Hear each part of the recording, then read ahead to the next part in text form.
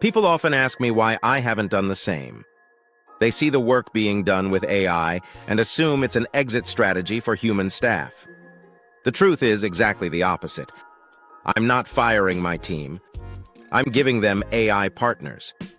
In my 18 years of industry experience, I've learned one thing. Technology is a leverage tool, not a human replacement. When we integrated AI into our core architecture, we didn't do it to cut costs. We did it to cut the noise.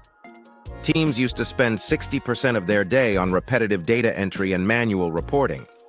That's not what people are hired for.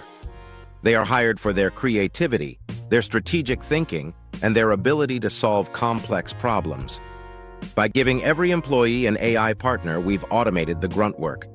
Now architects can spend their days designing better systems instead of cleaning spreadsheets. Marketing teams can focus on storytelling instead of meta-tagging.